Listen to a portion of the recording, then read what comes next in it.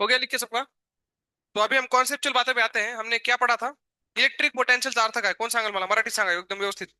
Electric potential म्हणजे काय? एखाद्या जागेचं इलेक्ट्रिक पोटेंशियल म्हणजे काय? हात वर करून सांगायचं एकानी. कुठल्याही भाषेत सांगा. डेफिनेशन नाही सांगायची, तुम्हाला काय कळलं सांगायचं. हात वर करा. एखाद्या पॉइंटवर इलेक्ट्रिक पोटेंशियल म्हणजे काय?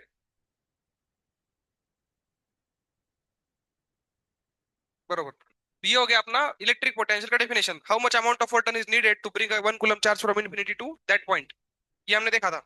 अब जो है, एक पॉइंट है स्पेस में ए नाम का, जिसका पोटेंशियल है वी ए. कितना पोटेंशियल है इसका? V A. यहाँ पे मैंने क्यू चार्ज को रख दिया है. क्यू चार्ज यहाँ बैठा है. ठीक है, प्लस क्यू चार्ज बैठा है. तो हम लोग क्या बोल सकते हैं? What is potential energy of this charge? मैं क्या पूछ रहा हूँ? What is potential energy of this charge? मतलब मैं इनडायरेक्टली ये पूछ रहा हूँ, इस क्यू चार्ज को यहां तक जो पहुंचा है, कितना वर्टन खर्च होके पहुंचा है. तो कैसे निकालेंगे? 1 कूलम पहुंचता तो कितना वर्टन लगता? V A. क्यू पहुंचा तो कितना लगेगा? Q into V A. तो अभी के लिए बस इतना याद रखना है. एक नोट ये लिखा था हमने, नहीं लिखा था ना? अब फाइनल नोट लिखो, जो याद रखना है आपको, जो काम आएगा. When a charge plus Q, capital Q, when a charge plus Q is kept where potential is V. Charge plus Q is kept where potential is V. Where potential is V. Then its potential energy becomes QV. Then its potential energy becomes QV. तो potential energy का formula याद रखो, QV है. क्या है? Q.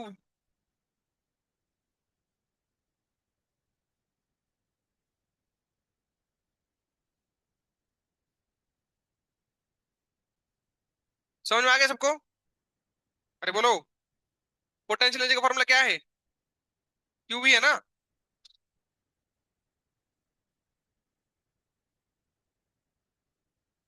ठीक है. अब इसके ऊपर क्वेश्चन कैसे आएगा देखो. पोटेंशियल एनर्जी निकालने से क्या फायदा हो जाएगा? पोटेंशियल एनर्जी का काम ही क्या होता है? वर्क डन निकाल सकते हैं ना. Work done by conservative force is equal to काय असते? आठवं विसरलं.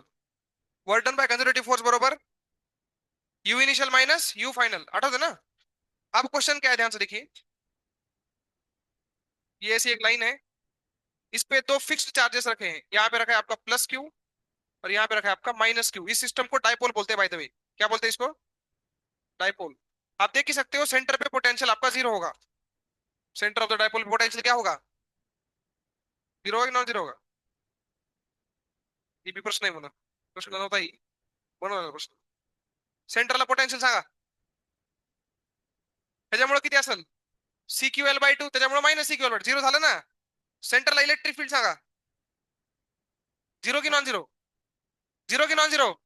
उजवीकडे डावीकडे? उजवीकडे डावीकडे? उजवीकडं. अरे ह्याच्यामुळे उजवीकडे, ह्याच्यामुळे पण उजवीकडेच ना, दोन्ही ऍड होणार ना. तो electric field at C is non zero. ठीक है. ये क्वेश्चन नहीं था वैसे, मेरे को कुछ और बोलना था. अब देखो ध्यान से. ये लेंथ जो है वो एल है. कितनी लेंथ है? एल.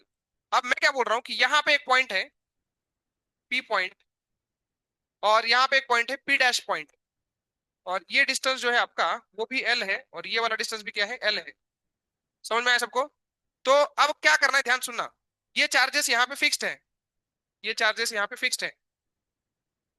और अपने को एक स्मॉल क्यू चार्ज, कौन सा चार्ज है? Small Q. इसको पी पॉइंट से पी डैश पॉइंट शिफ्ट करना है. ये पहले कहाँ रखा हुआ था? पी पॉइंट पे. अरे बोलो ना. पहले कहाँ रखा हुआ था ये? पी पॉइंट पे. अब इसको शिफ्ट कहाँ करना है? पी डैश पॉइंट पे शिफ्ट करना है. कितना वर्क डन खर्च होगा ये निकालना है. लिखो question. What will be the amount of work done required for this shifting? He shifting करण्यासाठी किती वर्क डन करावं लागेल?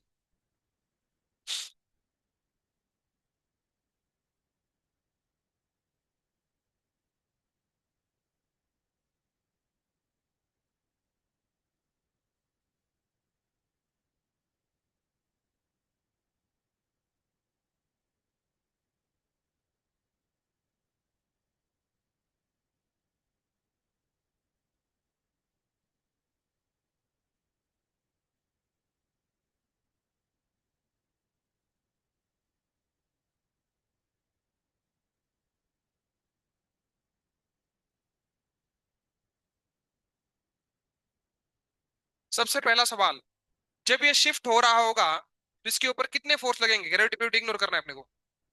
जब ये शिफ्ट हो रहा होगा इसके ऊपर कितने फोर्स लगेंगे? पहली बात तो अपने आप शिफ्ट नहीं होगा, किसी एक्सटर्नल एजेंट को इसको शिफ्ट करना पड़ेगा। तो एक्सटर्नल एजेंट कुछ तो फोर्स लगा रहा होगा, मतलब एक वर्तन कौन करेगा? एक्सटर्नल एजेंट करेगा। दूसरा कौन करेगा? Electrostatic repulsion between them. Electrostatic repulsion attraction जो भी है बिटवीन देम।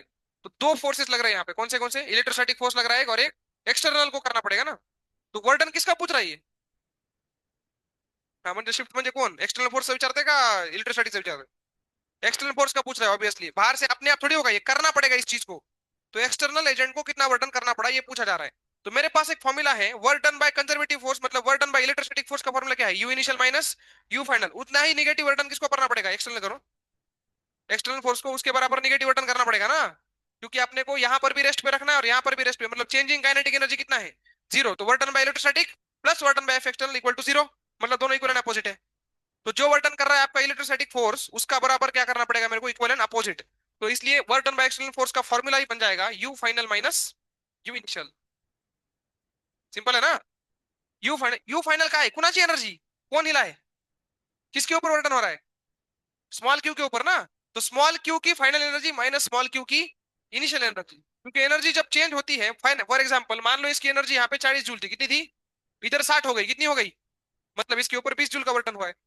तो एनर्जी का डिफरेंस निकालना मतलब इसके पास एक्स्ट्रा एनर्जी कितनी आई, मतलब एक्स्ट्रा एनर्जी ने कितनी थी, मतलब एक्स्ट्रा एनर्जी ने कितना वर्क डन किया, ये तो निकाल रहे हैं हम लोग। तो आपने को वर्क डन पूछा है, मतलब हम लोग क्या निकाल रहे हैं? एनर्जी का डिफरेंस पूछा रहे हैं। उसको पूछ रहे हैं भाई तेरे पास पहले एनर्जी कितनी थी, बाद में कितनी हो गई, वहां से अपने को आइडिया आ जाएगा इसकी एनर्जी गई है आई है क्या हुआ है। समझ में आया? वही करना है अपने को, चेंज इन पोटेंशियल एनर्जी निकालना है। वर्क डन म्हणजे काय? चेंज इन पोटेंशियल एनर्जी काढायचे। तो क्यू को पहले पूछो भाई तेरे पास पहले कितनी एनर्जी थी। अभी मैंने आपको एक फॉर्मूला बताया है यू लिखने का, चार्ज इंटू वोल्टेज। अभी तो क्या है ना, चार्ज इंटू वोल्टेज। तो चार्ज निकाल लेता हूँ कॉमन, सही है। वोल्टेज में ऐसे लिखूंगा V final minus V initial, और फाइनल मतलब वेलोसिटी ने काय voltage at point P dash minus voltage at point P, एवढंच काढायचं फक्त। समझ में आया क्या? तो क्यू ला Q, what is voltage at P dash? Final final इथं बघा, what is voltage at P dash कोण सांगेल?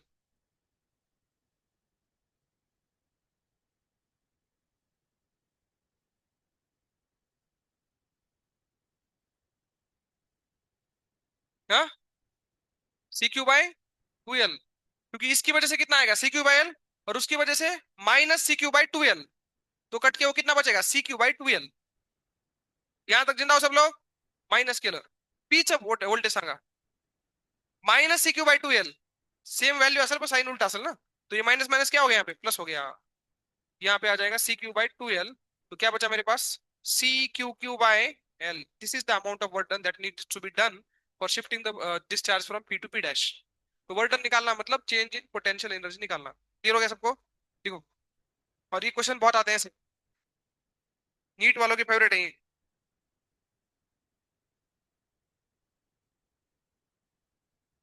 पी और पी डैश पॉइंट का पोटेंशियल आप सेपरेट निकालो अपना अपना, देखो वही आते हैं।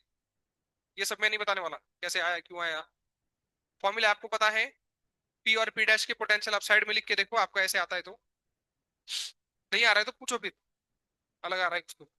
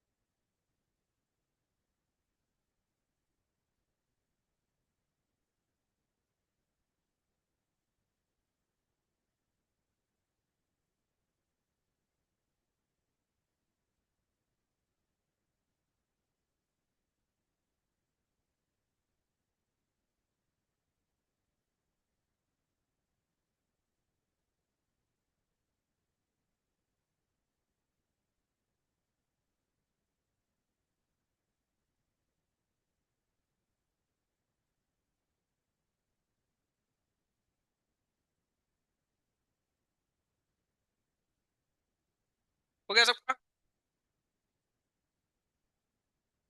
नेक्स्ट क्वेश्चन आपके लिए। अपने पास एक रिंग है ऐसे, ऑब्वियसली चार्ज रिंग है, इसका चार्ज क्यू है, रेडियस आर है, वगैरह वगैरह। और इसके एक्सिस पे H is equal to 2r height पे, कितनी हाइट है ये, H equal to 2r height पे, यहाँ पे एक चार्ज है, निगेटिव चार्ज माइनस क्यू, इसको हमने रिलीज कर दिया। इसको क्या कर दिया हमने, रिलीज कर दिया। इसका मास m है, चार्ज पार्टिकल है कोई मान लो, और चार्ज भी उसके ऊपर। तो ये चार्ज रिलीज करते ही कहाँ जाएगा, अट्रैक्ट होगा कि रिपेल होगा, अट्रैक्ट होगा। तो कहाँ तक आएगा, सेंटर की तरफ आएगा ना, क्योंकि इस पे फोर्स कहाँ लगेगा, अलोंग द एक्सिस लगेगा। कैसे बोल सकता हूँ मैं इसे, तो electric field exist along the axis ना, इधर उधर नहीं जाएगा, बराबर एक्सिस पे एक्सेलरेट होगा ही। तो सेंटर पे जब ये आएगा, सेंटर पे आएगा ना बेटा, सेंटर पे जब ये आएगा तो हमें इसकी वेलोसिटी पूछी है, ग्रेविटी नहीं लेनी है, ग्रेविटी इग्नोर करना है अपने को। सेंटर पे जब ये आएगा तो क्या पूछी है अपने को, इसकी वेलोसिटी पूछी है। लिखो क्वेश्चन। एक तरीका है बहुत गंदा वाला, कि वो इलेक्ट्रिक फील्ड एट एक्सिस का फंक्शन लिखो, उसमें velocity as a function of X लिखो, फिर इंटीग्रेट करो। बहुत ध्यान हो सकता है उसमें, वो सब नहीं करना है अपने को। वो इंटीग्रेशन से बचने के लिए हमने क्या पढ़ा है, पोटेंशियल एनर्जी कॉन्सेप्ट पढ़ा है, जिसमें अपने को इंटीग्रेशन नहीं करना पड़ेगा। यहां पर मैं अभी आपको सिखाऊंगा एनर्जी कंजर्वेशन कैसे करते हैं इसमें। एनर्जी कंजर्वेशन कब होता है याद करो, जब क्या ना हो, डिसिपेटिव फोर्स ना हो, फ्रिक्शन जैसा कोई। तो एनर्जी यहाँ पे जो है एक जगह से दूसरी जगह में ट्रांसफर होगी, मतलब इलेक्ट्रोस्टैटिक पोटेंशियल एनर्जी कन्वर्ट होगी काइनेटिक एनर्जी में। ठीक है। अब सबको दिख रहा है कि इनिशियल पॉइंट से फाइनल पॉइंट में आते वक्त काइनेटिक एनर्जी बढ़ी है घटी है, काइनेटिक एनर्जी बढ़ी है घटी, जल्दी बोलो। काइनेटिक एनर्जी बढ़ी है, मतलब क्या घटी होगी, पोटेंशियल घटी होगी, है कि नहीं। तो decrease in potential energy equal to increase in kinetic energy. Potential energy कैसा काटा चले सो भाई, पोटेंशियल एनर्जी निकालने का भी मैंने बताया आपको। डिक्रीज, सब लोग ध्यान सुनना, डिक्रीज इन पोटेंशियल एनर्जी निकालने के लिए मैं ऐसे लिखूंगा, you initial minus U final. देखो डिक्रीज का फॉर्मूला क्या होता है, इनिशियल माइनस फाइनल, डिक्रीज का फॉर्मूला यही होता है, है कि नहीं। यू इनिशियल कैसे लिखूंगा, किसकी पोटेंशियल डिक्रीज हुई है, ऑफ स्मॉल क्यू ना, रिंग तो चुपचाप बैठी रेस्ट पे है। तो यू इनिशियल मतलब इनिशियल पोटेंशियल एनर्जी लिखनी है मेरे को, किसकी, इस माइनस क्यू की लिखनी है, क्योंकि नहीं माइनस क्यू है, इसको याद रखना। तो बताओ इनिशियल एनर्जी कैसे लिखेंगे। तो पहले तो चार्ज लिखते हैं ना हम लोग, चार्ज मल्टीप्लाइड बाय ऐसे लिख सकता हूँ, V initial minus V final, ऐसे लिख सकता हूँ ना। चार्ज तो बाहर निकाल लेता हूँ, तो minus Q into bracket V initial किती आहे, इनिशियल म्हणजे हा पॉइंट आहे बघा, ए पॉइंट, ह्या पॉइंटला बघा फक्त, पहिली गोष्ट थांबा थांबा थांबा, ए पॉइंटला जे पोटेन्शियल असेल, नीट ऐका, ए पॉइंटला जे पोटेन्शियल असेल ते कुणी बनवलं, ए ही एक जागा आहे ना, त्याच्यावर हा क्यू चार्ज बाहेरून आलाय मायनस क्यू, पण ह्या जागेचं पोटेन्शियल कुणी बनवलंय, प्लस क्यू नी, म्हणजे त्याचं पोटेन्शियल पॉझिटिव्ह असेल का निगेटिव्ह, पॉझिटिव्ह, अरे ह्यानं बनवलंय, ती बाहेरून बसले येऊन। तो potential of A is due to ring, and potential of C is also due to ring. Final point T आहे ना, कळलं काय म्हणाले ते, तू सांगा मला ह्याचं पोटेन्शियल ए पॉइंटचं, काल फॉर्म्युला दिलाय, हा, सी क्यू बाय √5r, हे सगळ्यांना माहिती ना।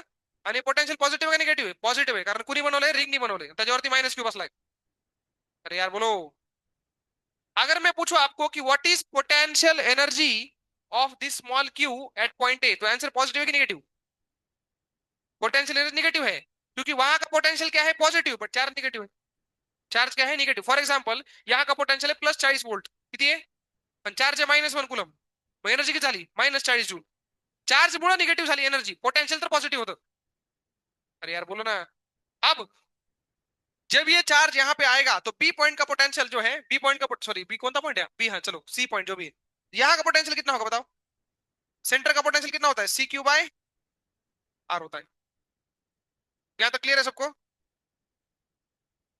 अरे बोलो ना, ये पॉजिटिव आ रहा है कि निगेटिव आ रहा है आंसर, माइनस माइनस है ना बाहर, पॉजिटिव आ रहा है क्योंकि माइनस माइनस बाहर है ना ये। इसको अगर अंदर ले जाओ मैं तो ऐसे बनेगा ये, क्या कॉमन आता है वो सब निकाल लो, C Q Q by R common, और माइनस भी अंदर डाल दो, यहाँ बचेगा क्या, 1 - 1/√5। ये समझ में आया क्या किया, और ये आंसर पॉजिटिव आना ही चाहिए, क्योंकि डिक्रीज अगर निगेटिव आ गया मतलब तो इंक्रीज हो गया ना वो, तो डिक्रीज का आंसर पॉजिटिव आना चाहिए, बिकॉज ऑलरेडी हमने उसको डिक्रीज बोल दिया है। समझ में आया सबको, तो ये आंसर आएगा आपका, पता नहीं कितना आएगा अभी ये, तो ये आ गया जो भी आ गया, ठीक है। अब इसको हम इक्वेट क्या कर देंगे, half M V square simple question. अब decrease in potential energy equal to increase in kinetic है ना, तो वी निकल के खत्म कर दिया इसमें, हो गया ना। एनर्जी कंजर्वेशन लगा दिया, कैसे लगाते हैं वो बता रहा हूं मैं आपको, लिखो इस,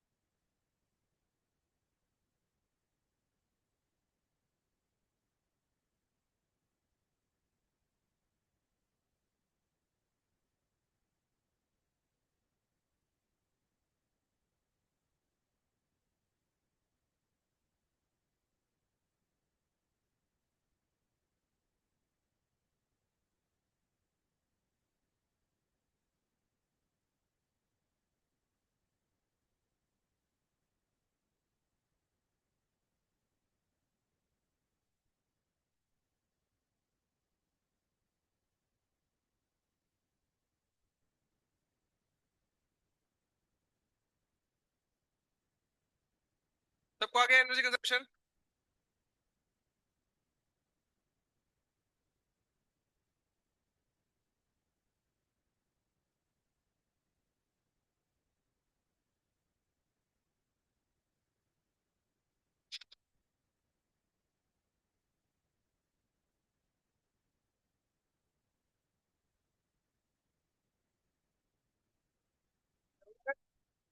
और आपके लिए क्वेश्चन है, आपको खुद करना है, डिक्रीज इंक्रीज सब सोचना है खुद से। इस तरह का दो क्वेश्चन आपको यार, ये देता हूँ।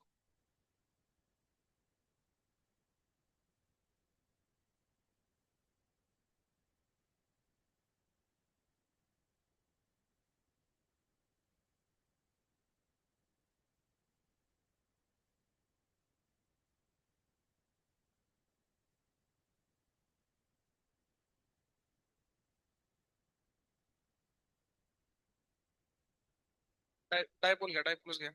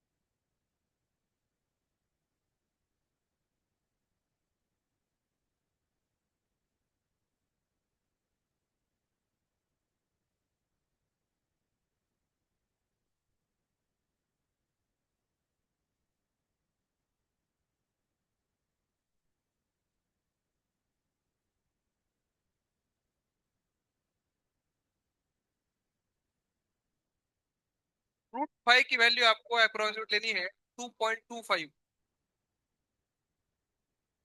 इसको याद रखना।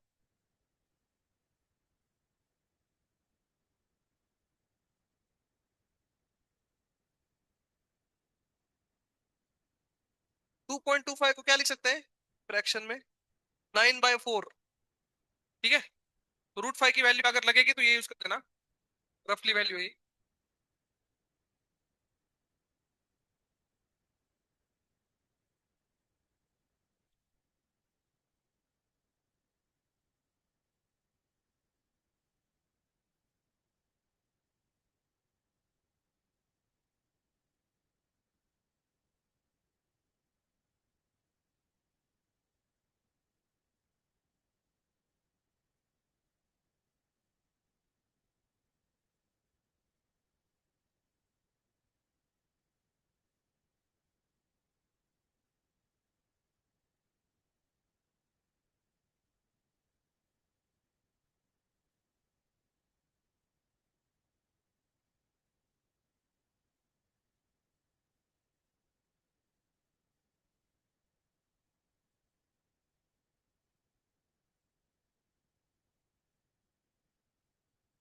ये पॉइंट से पोटेंशियल जीरो येते बघा, है ना? बीच काढा।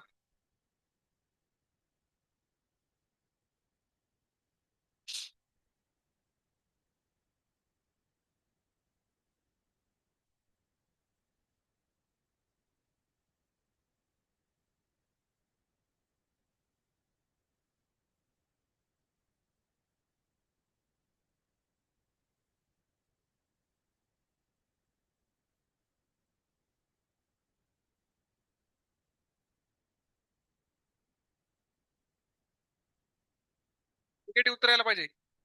बीचं पोटेन्शियल किती आलंय काढलं का? मायनस की प्लस? मायनस आहे पॉईंट बीचं. बी क्यू प्लसच्या जवळ आहे, प्लस यायला पाहिजे.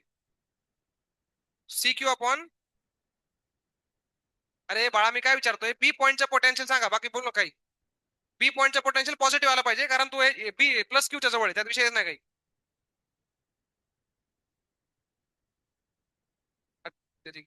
काय विचारतोय, बी पॉईंटचं पोटेन्शियल विचारतोय, तू स्मॉल क्यू कशाला लिहिलं? नाही नाही असं येते का? झालं उत्तर मग, ही काय सही. मायनस मध्ये उत्तर येईल. मायनस मध्ये नाही ते, minus C Q Q by L 5/9 असं आहे. कितने लोग आ चुका है ये? बस सिंपल है.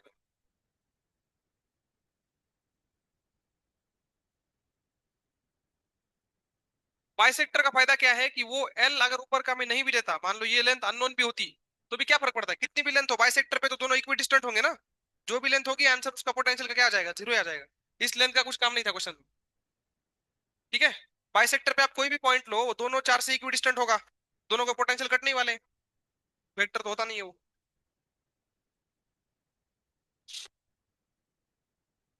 इसका क्या मतलब है, work done by external force negative आ रहा है, इसका मतलब क्या है? ठीक है जादू है. Work done by external force negative. Work done negative कैसे हो सकता है सोचो. पहली बात तो ये वर्क डन जब होता है तो हम मानते हैं कि पार्टिकल जो है स्लोली स्लोली मूव हो रहा है. कैसे मूव हो रहा है? स्लोली स्लोली मूव हो रहा है. इसका मतलब ये निकल सकता है कि पार्टिकल खुद से अट्रैक्ट हो रहा है बी से ए तक जाने के लिए, और उसको रोकना पड़ रहा है कि भाई रुक जा, तेरी स्पीड आ जाएगी, बैलेंस करके चल. ऐसे मतलब बी से ए, मान लो उसने कैसे पाथ लिया कुछ फर्क नहीं पड़ता, पर लेट अस से कि उसने स्ट्रेट लाइन पाथ लिया है बी से ए. तो बी से ए जाते वक्त वो एक्सेलरेट हो रहा था. क्या हो रहा था? मतलब आगे बढ़ रहा था, हमें पीछे फोर्स लगाना पड़ा ताकि वो रुका रहे, क्योंकि रुकना जरूरी है, धीरे धीरे जाना है. समझ में आया? अब विदाउट एक्सेलरेट कैसे हो गया? बिकॉज आप देख ही सकते हो किसका पोटेंशियल ज्यादा है, बी का कि ए का? पोटेंशियल बी का ज्यादा है ना, ए का तो जीरो है. और चार्ज पार्टिकल कहां जाने की कोशिश करेगा, हाई पोटेंशियल की low potential? Low potential. Stability universe का नियम है. A charged particle, if given a choice, it will always move towards a point of low potential because going there it can achieve the minimum energy. Low potential में बैठेगा तो energy भी low होगी ना. तो natural tendency, spontaneous tendency of charge कहां होती है, कहां जाने की होती है? Towards the point of low potential. है कि नहीं? लिखो. Charge spontaneously moves towards, charge spontaneously move towards point of low potential. Obvious सी बात है. Charge spontaneously moves towards point of low potential.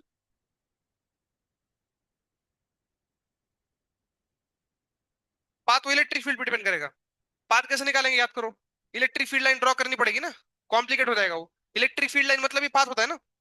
तो वो अपने को नहीं निकालना है, अजीब तरीके से जाएगा वो, उसको छोड़ दिया तो. बट पहुंचेगा ये तक अगर तो. ठीक है. इलेक्ट्रिक फील्ड लाइन ड्रॉ करनी पड़ेगी, उसके बाद आएगा. और ये सब कौन कर रहा है? अपने आप नहीं हो रहा है. एक्सटर्नल फोर्स पड़ा ना पीछे, हाथ से रख रहे हैं हम उसको उठा के आराम से. तो ये अपने आप नहीं हो रहा है, इसको खाया जा रहा है जबरदस्ती बाहर से. तो इसलिए उसका पाथ हम जो देना चाहे वो है. जैसे रखना चाहो रखो, उसको रेस्ट पे रखा है ना, कंटिन्यूसली रेस्ट पे लेके स्ट्रेट लेके जाओ, घुमा के लेके जाओ, तुम्हारी मर्जी, कैसे भी लेके जाओ. हो गया सबका?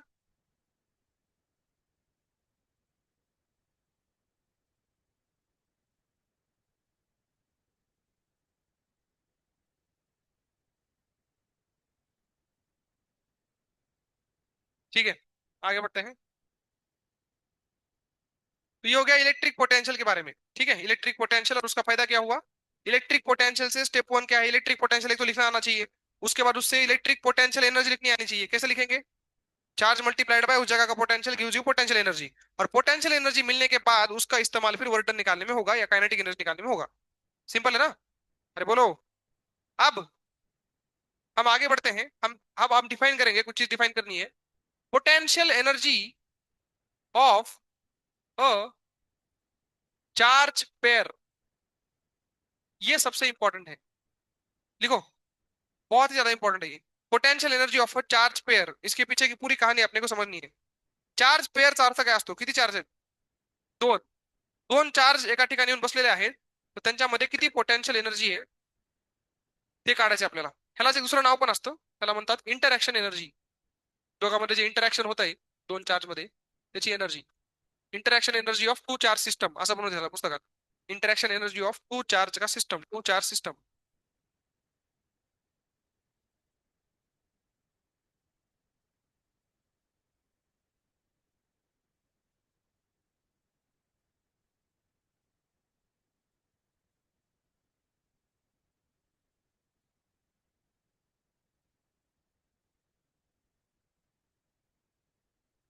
Potential energy of two charge system देखना है आपको. तो दो चार्जेस हैं, दोनों अपनी अपनी जगह पे फिक्स्ड है, किसी एक्सटर्नल एजेंट की मदद से दोनों अपनी अपनी जगह पे फिक्स्ड है.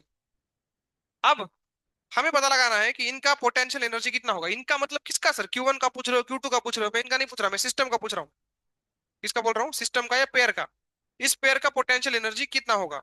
जब ये मैं पूछता हूं तो मैं इनडायरेक्टली ये पूछ रहा हूँ कि इस सिस्टम को बनाने में कितना वर्डन खर्च हुआ है. क्या पूछ रहा हूं मैं, इस सिस्टम को बनाने में कितना वर्डन खर्च हुआ है. That is stored in the form of potential energy.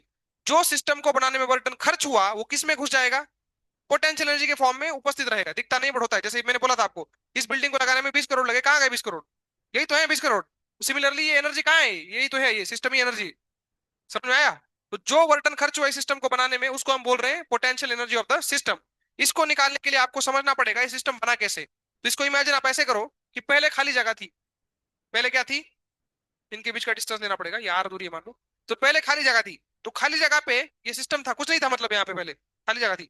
तो पहले कौन आया होगा, मान लो हमने पहले Q1 को लाया, किसको लाया, Q1 को लाने में कितना वर्डन हुआ, जीरो. Q1 को लाने में कितना वर्डन हुआ, खाली जगह थी ना. वर्डन कब होता है, जब कोई अपोजिशन हो तो Q1 को फिक्स करने में हमें कोई भी बर्डन नहीं लगेगा. समझ में आया, Q1 को फिक्स करने में कोई बर्डन नहीं लगेगा. ये बात क्लियर है सबको. सिस्टम का मतलब यही होता है कि पहले कुछ नहीं था ऐसे मानना है अपने को, तो Q1 को लाने में कोई बर्डन नहीं. लेकिन जब Q2 के बारे आएगी आने की, तो मात्र अपने को बर्डन लगेगा. Q2 को यहां लाना है ना, कहां से लाना है, इन्फिनिटी से लाना है. पहले वो एग्जिस्ट नहीं करता था, मतलब बहुत दूर था बेसिकली Q2. तो Q2 को यहां तक लाने में कितना बर्डन होगा ये तो निकाला जा सकता है. यहाँ का पोटेंशियल कितना है इस Q1 की वजह से, C Q1/R ना, ये पोटेंशियल आ गया. इस जगह पे उसको बैठना है Q2 को, तो कितना वर्डन लगेगा, मतलब कितनी एनर्जी आएगी उसकी वर्डन, C Q1 Q2/R इतना वर्डन लगेगा. अगर Q2 को इन्फिनिटी से ऐसी जगह पे बैठना है जहां ऑलरेडी Q1 बैठ चुका है. समझ में आया सबको. और यही सिस्टम का वर्डन है, ये तो वर्डन लगा. पहले में तो कुछ नहीं लगा था, दूसरे को लाने में ये वर्डन लगा. तो this is called as potential energy of system, C Q1 Q2/R. और इसको याद ही रखना है, बहुत काम आता है ये. This is the potential energy of a pair of charge. जोड़ पे अच्छी पोटेंशियल एनर्जी है C Q1 Q2/R. क्लियर हो गया सबको. लिखो डायरेक्ट, आप ये वाला डायग्राम लिखो, इसमें लिखो potential energy of system is C Q1 Q2/R. अब ये पोटेंशियल एनर्जी पॉजिटिव आएगी कि निगेटिव आएगी वो कैसे पता चलेगा, तो आपको बस इतना याद रखना है, put values with sign. Q1 Q2 के वैल्यूज आपको साइन के साथ रखने हैं. अगर एक चार्ज पॉजिटिव और दूसरा निगेटिव हुआ तो क्या होगा, देखो निगेटिव आएगा. दोनों निगेटिव हुए तो पॉजिटिव, दोनों पॉजिटिव हुए तो पॉजिटिव. तो पुट वैल्यूज विथ साइन, इतना याद रखो बस, अपने आप साइन आ जाएगा आपको. Put values with sign. तो पेयर वाइज हमें इसको करना है, पेयर बाय पेयर याद रखना है.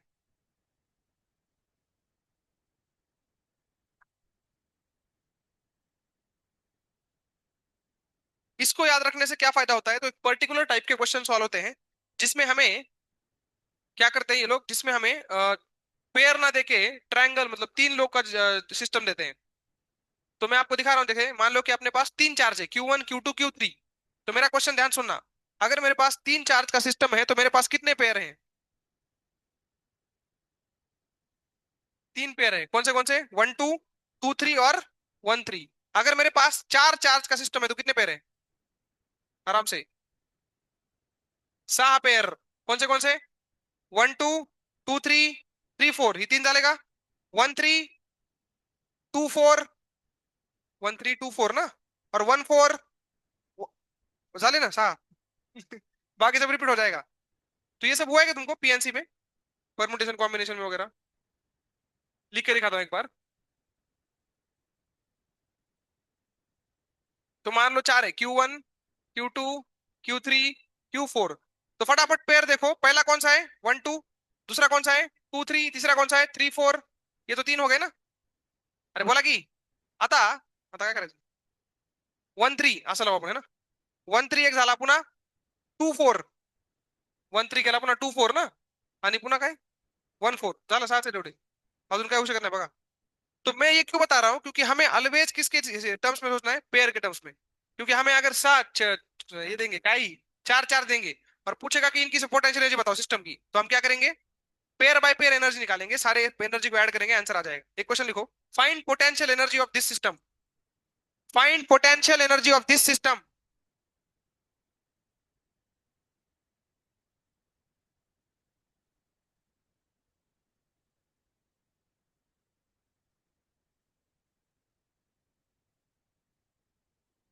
स्क्वायर है, साइड लेंथ एल है इसकी. चलो करो, आराम से करो, लंबा जाएगा लेकिन करो. ये नीट के लिए काफी इंपॉर्टेंट है, नीट में आता ही है, नीट और जेई में भी आता है. नीट में ज्यादा इंपॉर्टेंट है. नीट में जो ट्रायंगल आएगा, मैंने स्क्वायर दिया आपको, थोड़ा छोटा होगा नीट वाला. मैं सजेस्ट करूंगा पहले नंबर कर लो, नंबरिंग 1 2 3 4.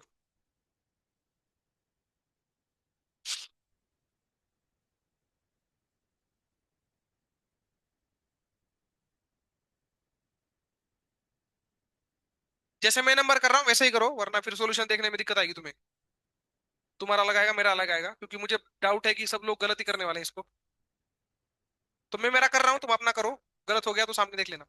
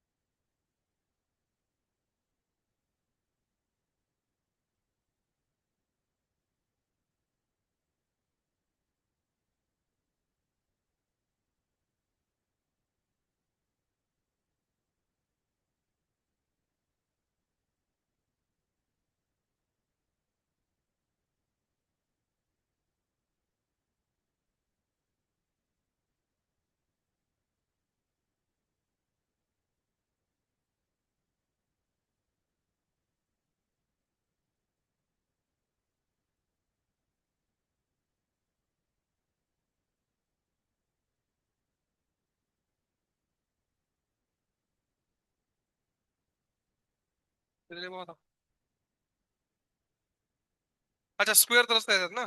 स्क्वेअरचा विषय नाही. स्क्वेअर करायला त्यांच्याकडून पहिला त्यांचा येईल ना. -4 cq² बाय √2l. आणि यांचं असेल फक्त cq² बाय √2l. पहिले 4 मेले का सगळे जागेवरच, हेच राहिले फक्त. ह्याचं पण कसं झालं.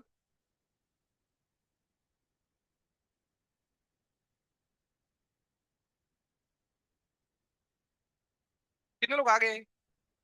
ठीक है. तो यहाँ पे कॉन्सेप्ट क्या है, deal the system with pairs. यही कॉन्सेप्ट है, पेयर बाय पेयर ही निकालना है इसको. जैसे हमने पहले किया था ना प्रोसीजर, पहले क्या किया था मैंने, अगर पूरा इमेजिन करना है तो पहले सबसे कौन आएगा, क्यू डैश, उसमें कोई बटन नहीं लगेगा. फिर कौन आएगा 2q, उसमें थोड़ा बटन लगेगा. फिर कौन आएगा, ये वाला क्यू आएगा ना, फिर और लगेगा. ऐसे सब कुछ निकाल के तो यही आएगा. तो वो सब करने की जरूरत नहीं है, डायरेक्ट अपन पेयर बाय पेयर याद रखेंगे. क्लियर हो गया सबको.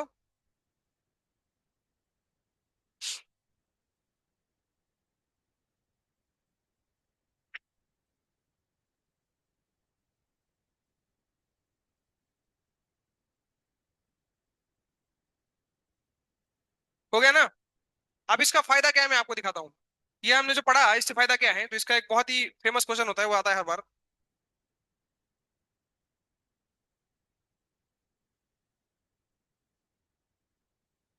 ये अपने पास इक्विलेटरल ट्रायंगल है, जिसपे तीनों पे +q चार्जेस है, इक्वल चार्जेस, लेंथ भी l है, सब कुछ है. ठीक है, इस तरह से सिस्टम था. इस तरह से क्या था ये, सिस्टम था। इस सिस्टम को हमने रिलीज कर दिया। इस सिस्टम को क्या कर दिया? प्रेडिक्ट आपको करना है कि कौन सा चार्ज कहाँ जाएगा। सोचो आराम से। सबको छोड़ दिया, तीनों को हल्का कर दिया, तीनों को। तीनों पकड़े हुए थे, तीनों को छोड़ दिया। कौन किधर जाएगा सोचो। ये ट्रायंगल वो जूम होगा ऐसे, और देखो ध्यान से, है कि नहीं? तो जब ट्रायंगल जूम होते होते ट्रायंगल की साइज एल से 2l हो जाएगी। एल से क्या हो जाएगी? तो हर एक चार्ज की वेलोसिटी निकालनी है। देखो क्वेश्चन, क्योंकि ये एक्सपांड होंगे ना ऐसे, तो क्या होगा? फोर्स लगेंगे और ये काइनेटिक एनर्जी आएगी उनके पास। तो वो वी स्पीड निकालनी है। तीनों की स्पीड सेम होगी, आप सिमेट्री से देख सकते हो। तो जब ट्रायंगल का साइज डबल हो जाएगा तब स्पीड निकालनी है। सबकी स्पीड एक ही आने वाली है। बड़ा सिंपल है, करो। क्या फंडा लगेगा? Decrease in potential equal to increase in kinetic. अब आपका काम है बाकी का। चार्जेस भी मैंने सिंपल सिंपल ही दिए, तीनों क्यू है, लेंथ एल है, सिंपल है सब।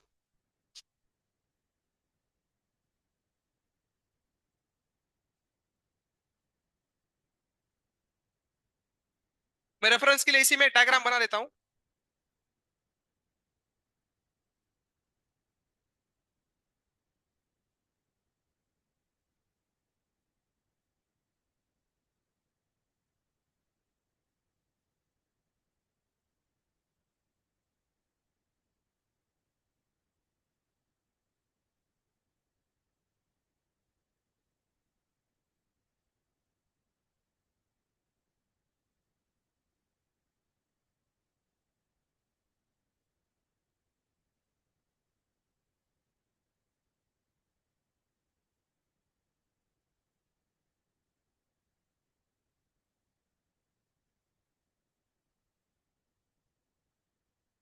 एनर्जी का फॉर्मूला क्या आ रहा है? 3 c q² बाय एल ना होगा। 3 c q² बाय एल। और दूसरे वाले में 2l हो जाएगा नीचे बस। तो डिफरेंस वही आएगा, 3 c q² bye 2l equal to 3/2 mv²। तीनों की एनर्जी आएगी ना, 3/2 mv²। हो जाएगा मेरे ख्याल से, डिक्लाइन हो जाएगा। 3/2 mv² equal to 3 c q² bye 2l। नहीं पता, बहुत तुमसे आप अपना काट रहे हो।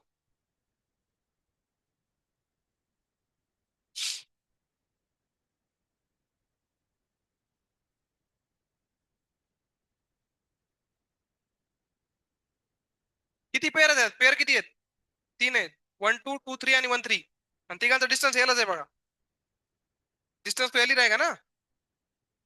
तो हर एक का वही आएगा, c q² बाय एल। तो 3 c q² बाय एल ये फॉर्मूला हो गया। और दूसरे वाले में लेंथ 2l हो गई ना, तो 3 c q² bye 2l। Clear है सबको? तो डिफरेंस कितना आया? c q² बाय 2l ही आया। तो 3 c q² बाय 2l ये है आपका decrease in potential energy. Clear हो गया सबको? That must be equal to increase in potential energy of system which is 3/2 mv²। Half mv² thrice, तो ये मर गया, ये मर गया, और क्या मर गया? कुछ नहीं मरा। और ये 2 भी मर गया ना। तो v² की वैल्यू कितनी आ गई? c q² by ml। और ये रूट में आ गया सर, ठीक है।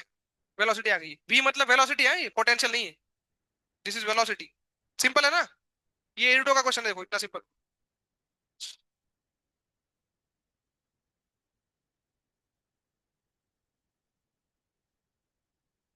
सिस्टम की कायनेटिक एनर्जी मतलब सगळ्याची कायनेटिक एनर्जी ऍड करायची प्रत्येकाची एक एक पकडून.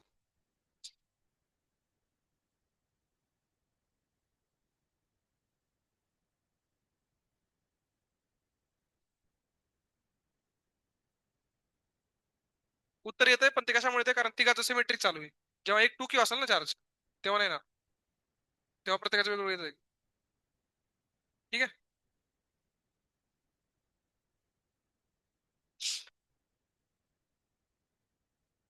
सबको आ गया ना कैसे किया?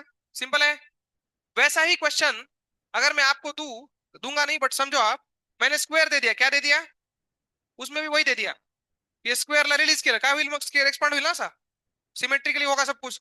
तो एल से 2l बनेगा तो कितना आंसर आएगा? कर सकते हो ना? तो ऐसा क्वेश्चन आ चुका है। ठीक है, ऑलरेडी मेंस में आ चुका है 25 की शिफ्ट में, जो छोड़ दिया था बच्चों ने क्योंकि लंबा था। ठीक है, बट तरीका सबको क्लियर होना चाहिए। ओके, तो ये हो गया। तो सिस्टम की पोटेंशियल एनर्जी निकाल पाने का फायदा क्या है? हम उसको कन्वर्ट करके किस में लिख सकते हैं? काइनेटिक में लिख सकते हैं। इसीलिए हमें ये तरीका पता होना चाहिए।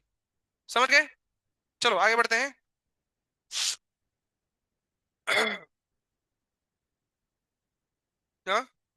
चार्ज वगैरह सिमेट्रिकल नाही होणार ती, मागं पुढे होईल सगळं. तसला क्वेश्चन तुम्हाला नसते देत. क्वेश्चन ऐसा देते हैं जो सॉल्व कर सकते हैं हम लोग 12th के सिलेबस के हिसाब से. कोई भी क्वेश्चन थोड़ी देंगे तुमको.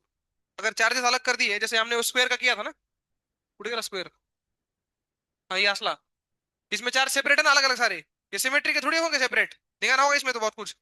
तो इसमें वो डायग्राम बनेगी नहीं ना, पहला स्क्वायर है लेकिन बाद में स्क्वायर नहीं बनेगा, बाद में कुछ तो आकर ऐसे शेप बन जाएगा। तो उसका थोड़ी क्वेश्चन देंगे तुमको। क्वेश्चन ऐसा देंगे जो सॉल्व हो सके ना भैया।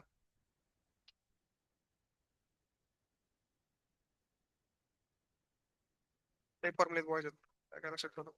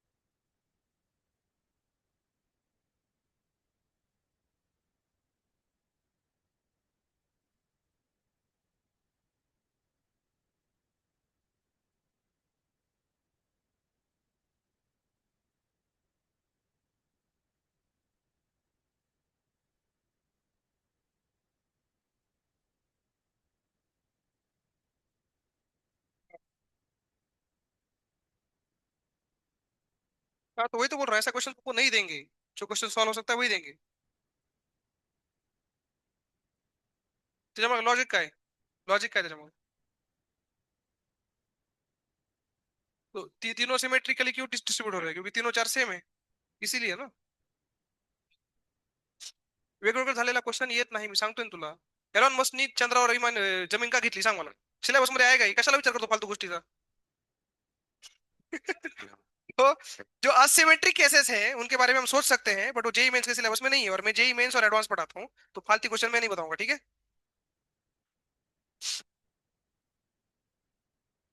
हा, नाही काढताना सांगितलं ना, काढायला नाही सांगितलं. नाही काढता येणार कारण ते सिमेट्रिकली डिवाइड नाही होणार एनर्जी. जर सिमेट्रिक क्वेश्चन असेल तर तिघांची एनर्जी सिमेट्रिकल डिवाइड होणार, मग तुम्ही एकाचं पण करून करू शकता, कारण एकाला जी प्रपोर्शन येईल ते पुरा सिस्टमला येईल. कारण सिमेट्रिक डिवाइड आहे. असिमेट्रिक मध्ये ते प्रपोर्शनली डिवाइड नाही होणार, म्हणून नाही काढता येणार, पण काढायचं नाही.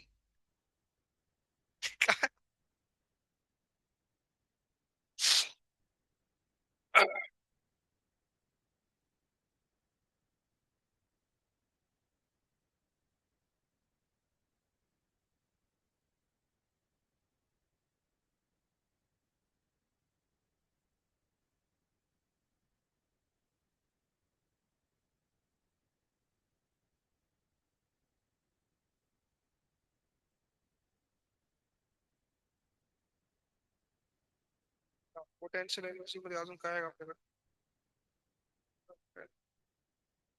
ठीक है, आगे कॉन्सेप्ट पे आता हूँ मैं. पोटेंशियल एनर्जी में और कुछ लिख नहीं रहा है जिसका फायदा उठा सके.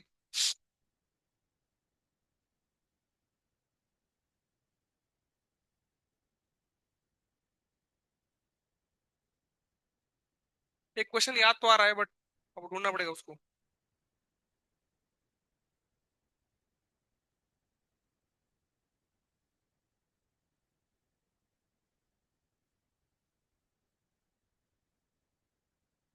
अब मैंने आपको लैमी थ्योरम का कुछ बताया था, देखो उस दिन आइसोलेट ट्रायंगल बना होता. वैसे ये क्वेश्चन एडवांस में आया है जिसमें ये सब करना है, इंटरेक्शन एनर्जी वगैरह. उसको सर्च कैसे करें. वो को पायलट में क्या डालते हो तुम लोग सर्च करने के लिए. त्याला सांगू शकतो का असा असा क्वेश्चन उडक म्हणून. ऐसे करता येऊ. त्याला जर डिस्क्रिप्शन दिलं असा असा आहे क्वेश्चन मध्ये उडक म्हणून, ते उडकत आहे का. P Y advance. हुडकावं लागेल ना आता प्रत्येक 2019 10 15. 19 ते 25 मध्येच आहे, 6 वर्षाचे पेपर हुडकावं लागतील मग आता. सांगता का ती को पायलट काढावरती. आता नाही म्हणजे. इथं असतंय का त्याच्यामध्ये का. अच्छा ही आहे का को पायलट.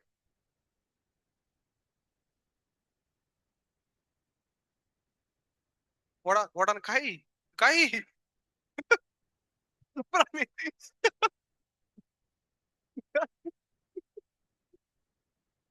सही में क्या नाम क्या है इसका, क्या है वही. हाँ. क्या किए है क्या.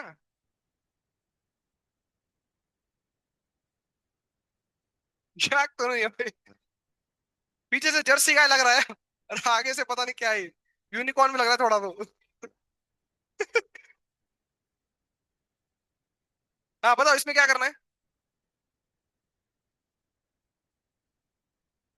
एकदम तो हाँ ठीक है हेलो।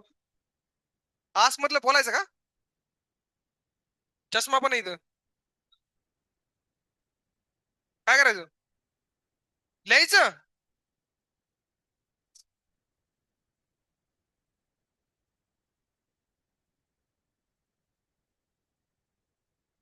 अरे थांबा थांबा, माझ्या टॅब मध्ये जेमिनी ऍप आहे ती वापरत नाही मी. त्याचं असतं काही. मला सांगितलं तरी करतोय भाऊ. वापर. काय बोलतोस काय चालतो? Hello hello. Hello hello hello. काय ऐकत नाही. ही म्हणते रेंज नाही म्हणते इथं. कोणता वायफाय?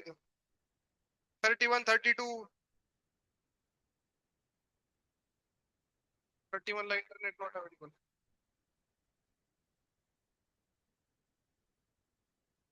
हॅलो. हा. काय म्हणायचं ना?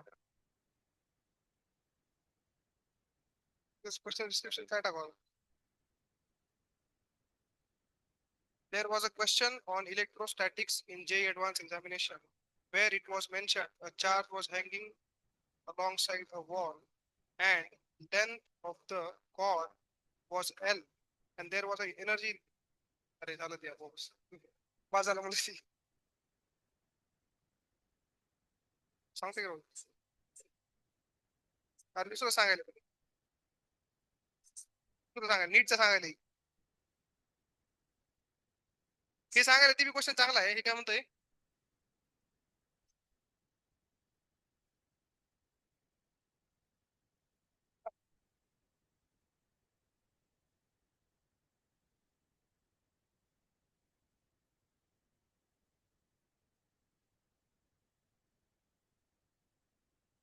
काय भी सांगायला पाहिजे दुसरं. देखो ये भी क्वेश्चन उसने बताया वो अलग है थोड़ा. इसमें अपने पास ये है, एक चार्ज शीट आहे आठवते का? त्याची इलेक्ट्रिक फील्ड किती असती? सिग्मा बाय 2 इप्सायलॉन आठवते का? आणि त्याच्यावर चार्ज आहे क्यू. मग एवढा फोर्स लागेल बघा त्याच्यावर. Electric field multiplied by charge gives you force. आणि खाली काय लागते? M G. मग या अँगल विचारते करू शकता का? इकडे टेंशन लागेल ना सरसीला. बोलो ना. कर सकते हो ऐसा क्वेश्चन? ये नीट में आ चुका है, ये उसने बता दी. दूसरा चाहिए अपने को, ये नहीं चाहिए.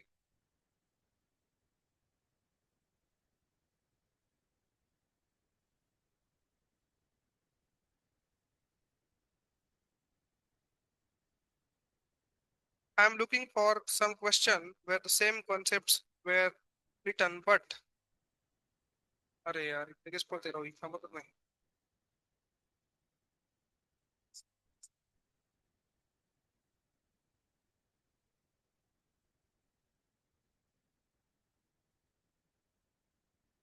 काहीतरी वेगळं सांगायला.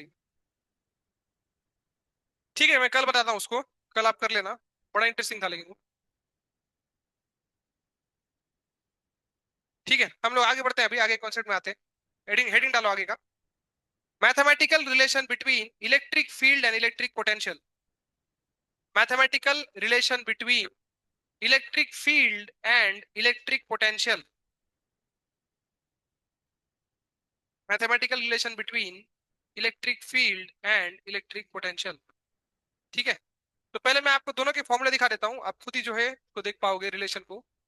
पॉइंट चार्ज की वजह से फॉर्मूला लिख रहा हूँ, हर किसी का फॉर्मूला अलग आता है, मैं पॉइंट चार्ज पे फोकस कर रहा हूँ. तो पॉइंट चार्ज का इलेक्ट्रिक फील्ड का फॉर्मूला क्या है रे? C Q by R square. और पोटेंशियल का फॉर्मूला क्या है? C Q by R. क्या रिलेशन दिख रहा है? 1/r का ना. पोटेंशियल को अगर एक और आर लगा दिया डिवाइड में तो ई बन जाता है कि नहीं?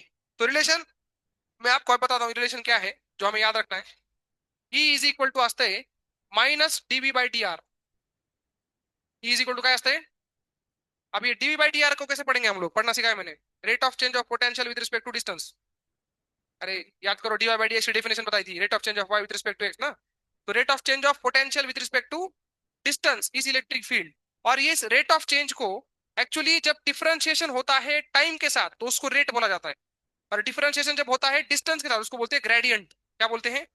ग्रेडियंट। तो इसको पता है क्या बोलते हैं फिजिक्स की भाषा में? इसको बोलते हैं potential gradient. Potential gradient. Gradient शब्दाचा अर्थ आहे differentiate with respect to distance. म्हणजे पोटेंशियलला काय करायचंय? Differentiate with respect to distance, it will give you electric field. तो ऐसे बोला जाता है electric field is also defined as potential gradient. Electric field is also defined as, नहीं, negative of potential gradient. Negative of potential gradient लिखो, ये formula लिखो और डेफिनेशन लिखो। फॉर्मूला लिख लो, इसके एप्लीकेशन देखेंगे हम लोग, पहले लिख लो।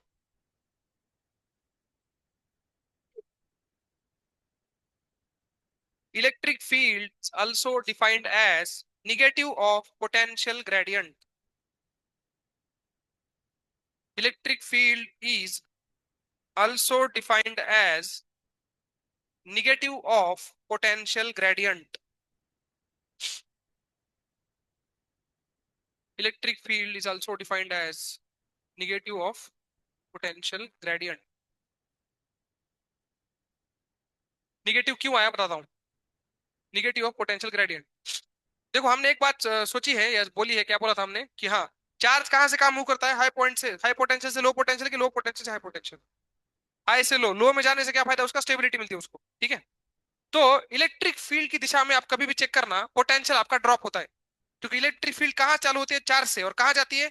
इन्फिनिटी की तरफ। मतलब वहां पोटेंशियल जीरो होता है ना इन्फिनिटी पे। तो इसलिए इलेक्ट्रिक फील्ड कहाँ जाती है? Towards infinity. और चार्जेस भी कहाँ जाते हैं? Towards infinity. मतलब टुवर्ड्स इन्फिनिटी वाली जो दिशा है वो पोटेंशियल घटने की दिशा है। तभी तो चार्ज उधर भाग रहा है। या तो आप ऐसे भी समझो, सिंपल तरीके से बताता हूँ, देखो जो आपको पता है ऑलरेडी। यहाँ पे चार्ज क्यू है, ठीक है। ये चार्ज क्यू से जितना दूर जाओगे इलेक्ट्रिक फील्ड क्या होगी? घटेगी। दूर जाने से इलेक्ट्रिक फील्ड क्या होगी? और पोटेंशियल, पोटेंशियल क्या होगा? घटेगा ना। लेकिन इलेक्ट्रिक फील्ड की दिशा में अगर हम आगे बढ़ेंगे, ये इलेक्ट्रिक फील्ड की दिशा है ना, इलेक्ट्रिक फील्ड की दिशा में आगे बढ़ने से पोटेंशियल क्या होता है आपका? घटता है। इसको हम याद रख सकते हैं। जिकडे इलेक्ट्रिक फील्ड असेल त्या दिशेला जर आपण पुढे पुढे गेलो तर काय होतंय? इसका एक कॉमन एग्जांपल जो आपको पहले से पता है, ग्रेविटी कुठे लागायली? खाली ना। खाली गेल्यास पोटेंशियल वाढती कमी होती? कमी होती। ग्रेविटी की दिशा में गए तो पोटेंशियल एनर्जी घटती है। सिमिलर है, इलेक्ट्रिक फील्ड की दिशा में गए तो इलेक्ट्रोस्टैटिक पोटेंशियल एनर्जी घटेगी। सिमिलर है, कुछ फर्क नहीं है। लिखो नोट। इलेक्ट्रिक फील्डच्या दिशेला जर कूच केली, काय केली? कूच कळतंय का? द्या आपल्या आपल्या भाषेत। If you go in the direction of electric field, potential energy decreases या potential decreases. If we go in the direction of electric field, comma, electric potential decreases.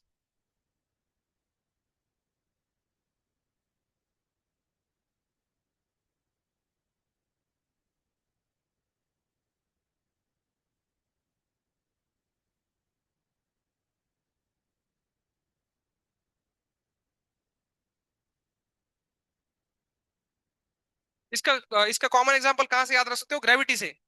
Bracket में लिखो like gravity. Like gravity,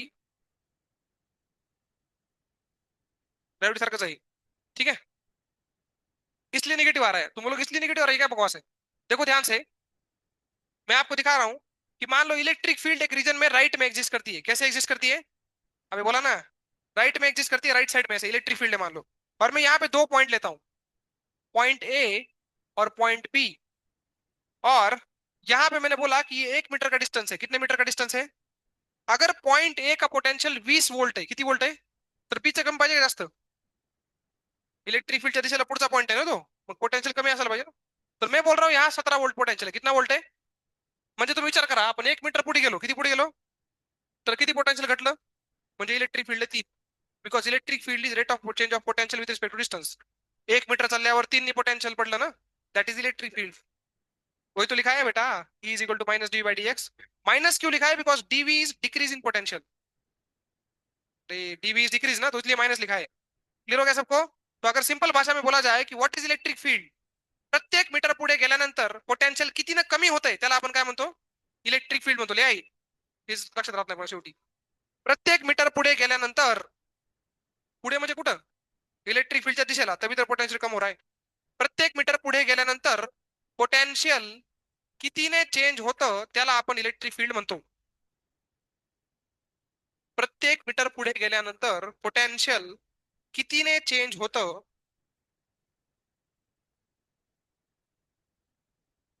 कितीने change होतं त्या rate लिहा, कारण rate constant पण असू शकतो, व्हेरिएबल असू शकतो. त्या रेटला इलेक्ट्रिक फील्ड म्हणतात. ये एक बेसिक डेफिनेशन आहे आपके दिमाग में कॉन्सेप्ट बैठने के लिए. त्या रेटला इलेक्ट्रिक फील्ड म्हणतात. तर ह्या क्वेश्चन मध्ये इलेक्ट्रिक फील्ड किती आहे? 3 आहे. कारण 1 मीटर चालल्यावर 3 वोल्टेज घट खाली पडतोय.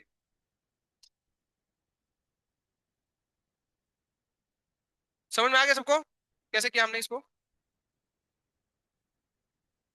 तो मैथमेटिक्स के लिए अभी इतना याद रखना है. मैथमेटिक्स के लिए अपने पास ये रिलेशन है. वोल्टेज के इक्वेशन को अगर हमने फंक्शन डिफरेंशिएट कर दिया तो क्या आ जाएगा? अभी क्या आ जाएगा? इलेक्ट्रिक फील्ड आ जाएगी. याद रहेगा ये मैथमेटिकली? ठीक है.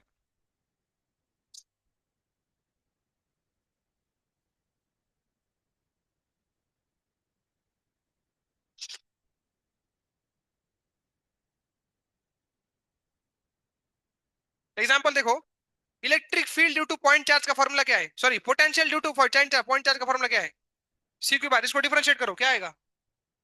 Minus C Q by R square. आगे electric field minus wise, minus minus cut गया ना भैया. माइनस टाइम्स डिफरेंशिएशन करना है ना. तो डिफरेंशिएशन का एक माइनस और फॉर्मूला का एक माइनस, तो बात हो गया. तो वही तो किया यहाँ पे. क्या किया मैंने? पोटेंशियल डिफरेंशिएट केलं, काय भेटली मला लगेच? Electric field. तो मिलता है, ऐसे बता रहा हूं मैं आपको. Okay.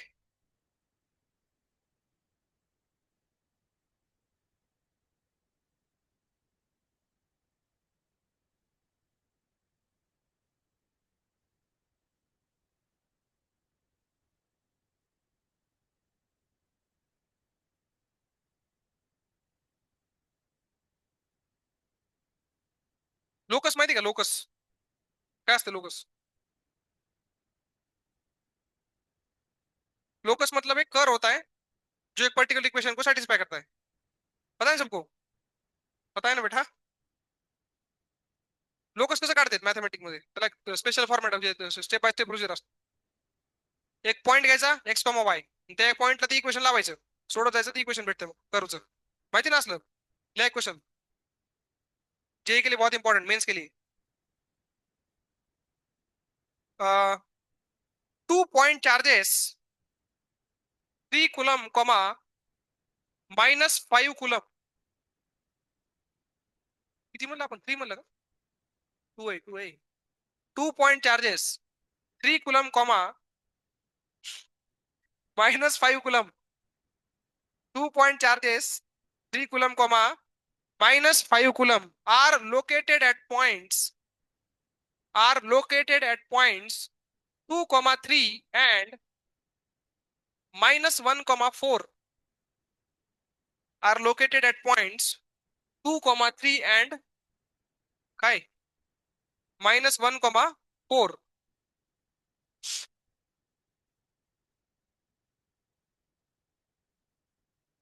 Find locus of all the points where potential is 0. Find locus of all the points where potential is 0. Find locus of all the points where potential is 0. Locus काढायचं म्हणजे काय काढायचे? पॉईंट काढायचे का इक्वेशन काढायचे? Equation. अगर ती equation सर्कलचं भेटलं तर सर्कल भेटेल अख्खा एक. इलिप्स भेटला तर इलिप्स भेटेल, काही भेटू शकते ना. स्ट्रेट लाईन भेटू शकते, है की नाही? काय भेटेल ते आपण नंतर बघू. पहिले क्वेश्चन काय नीट समजून घ्या. आपल्याकडे काय बघा, एक कोऑर्डिनेट सिस्टम आहे अशी, Y axis, X axis, origin. Charge कुठे ठेवलेत बघा लवकर. चार्ज कुठे ठेवलेत बघा. 2, 3 ला कोण ठेवलंय? इथं 3 कूलम आहे ना. आणि ह्या -1, 4 कुठं असेल बघा बरं. इथं असेल कुठं आहे ना. अरे बोला की. इथं -5 कूलम ठेवलाय. असं समजून घ्या रफली. आपल्याला काय ओळखायचे? असे पॉईंट जिथं पोटेन्शियल 0 असेल. एक पॉईंट तर मला नक्की माहिती पोटेन्शियल 0 असेल, मी फील करू शकतो त्याला. कुठं असेल तो? ह्या निळ्या लाईनवर कुठे असेल ना.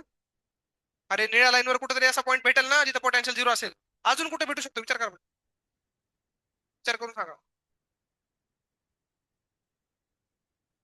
इकडे कुठे भेटू शकतो का?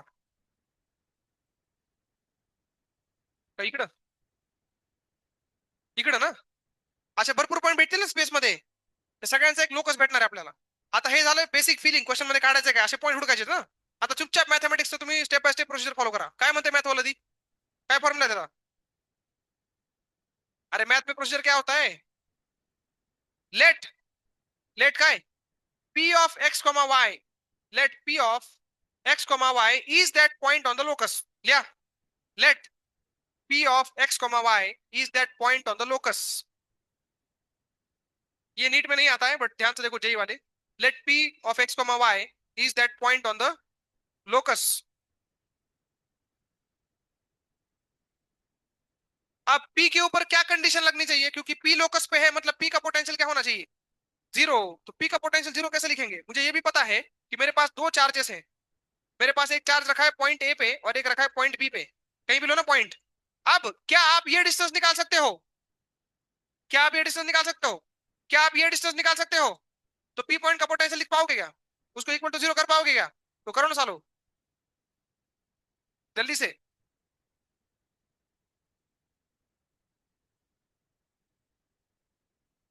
ए और बी के कोऑर्डिनेट्स मैंने आपको दिए हैं, पी के कोऑर्डिनेट्स हमसे माने हैं, तो वहां से डिस्टेंस फॉर्मूला से डिस्टेंस निकालो, दोनों का पोटेंशियल इक्वल करो और देखो कौन सा लोकस आ रहा है. एक का पोटेंशियल प्लस आएगा, एक का माइनस आएगा, दोनों कट जाएंगे, आंसर जीरो आएगा. पोटेंशियल जीरो करना है अपने को.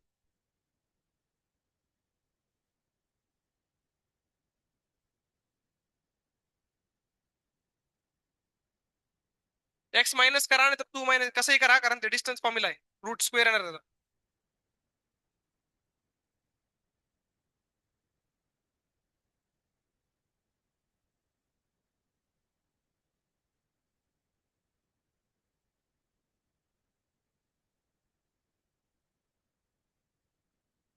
x2 - x1 का whole square plus y2 - y1 का होल स्क्वेअर अंडर रूट मध्ये.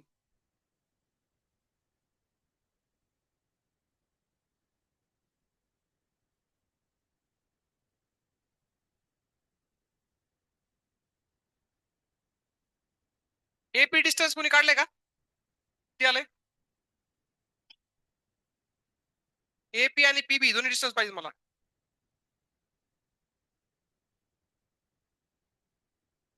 एक्स स्क्वेअर माइनस 4x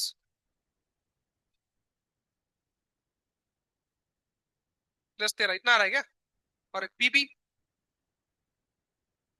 हाँ. हाँ.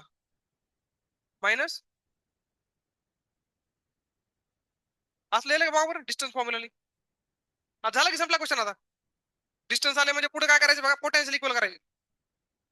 एकाचं पोटेन्शियल असेल सी, चार्ज किती होता पहिला, 2 होता का 3 कुलम होता, 3 कुलम होता. C Q by R, R म्हणजे पहिला कोण आहे, एपी ना. एपी ला मग ती लिहायचं अंडर रूट मध्ये एपी असं. एपी बरोबर सी इंटू ही 5 अपॉन पीबी. सी सी कटलं, क्रॉस मल्टिप्लाय वगैरे करा आणि सांगा मला उत्तर काय ते. 8x² प्लस, हा किती, 59x 39y plus 86 equal to 0. Circle आहे बघा. सर्कलचं इक्वेशन माहिती का, x² प्लस 2gx काय असतं ते, gf यू काय असतात, वही आहे वो. अशा प्रकारचं उत्तर येणार आहे, हेच उत्तर येईल मला माहित नाही, पोरांनी सांगितलं मला, तुम्ही तुमचं काढा. बेसिकली इतना तो क्लियर है, सर्कल आने वाला है. Locus will be a circle. और एक बार सर्कल का इक्वेशन आ गया तो सर्कल का सेंटर, सर्कल की डायमीटर, रेडियस सब निकल जाता है.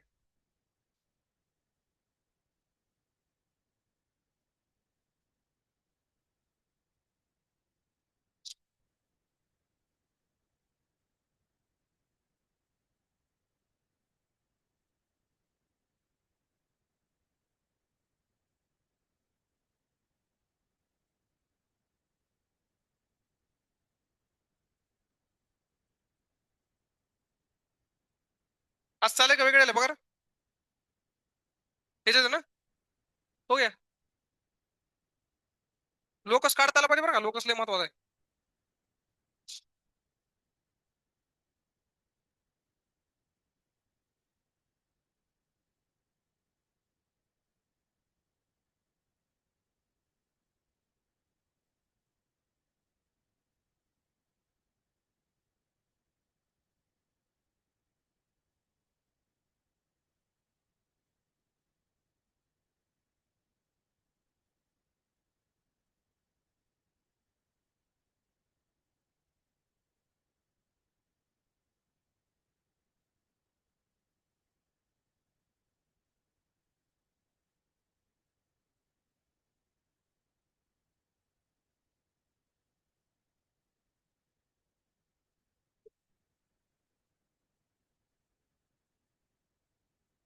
आजचा पेपर जे आहे खूपच सोपा आहे, मला खूप छान वाटेल आजचा पेपर सोडवताना. माझ्या शुभेच्छा आहेत तुम्हाला, आणि माझ्या प्रार्थना पण आहे तुमच्यासाठी की तुमचं मनोबल जावं शेवटपर्यंत पेपर सोडवेपर्यंत. कारण पेपर खूपच सोपा आहे, तुम्हाला असं वाटू शकतं अरे आम्ही आपला पेपर सोडत असतो. असं वाटू शकतं. तो, तो मैं प्रे करता हूँ कि आप आखिर तक बने रहे, और यही तो स्कैम है. सही में यही स्कैम है, कोचिंग इंडस्ट्री का यही स्कैम है. जब बच्चे नए नए आते तो कैसे पढ़ाते, याद है क्या? एकदम ऐसे, अरे बेटा सब समझ में आ रहा है क्या, सिंपल सिंपल पढ़ाओ, आ रहा है ना, हो जाएगा तुम्हारा. एक दो महीने के बाद फिर धीरे धीरे ऐसे बताइए ये क्या हो रहा है, ये क्या हो रहा है. फिर बाद में बैच सेपरेट, झंझट खत्म. यही तो होता है, हर कोचिंग में यही होता है. Open scam. और मैं पहले दिन ही बताता हूँ बच्चों को, इसलिए मैं पहले दिन एडवाइस दी थी, याद है कि बीवन में निकलो यहाँ से जल्दी से. नहीं सुना, बुक तो मरो अभी. तो ये सबका ऐसा आ रहा है कि आंसर कितने लोग का सेम एग्जैक्टली ऐसे आ रहा है. ठीक है बढ़िया, बाकी लोग लोकस की प्रैक्टिस करो बेटा, इसको बस क्रॉस मल्टीप्लाई करके सॉल्व करना है. वो सॉल्व वॉल्व तुम करो अपना.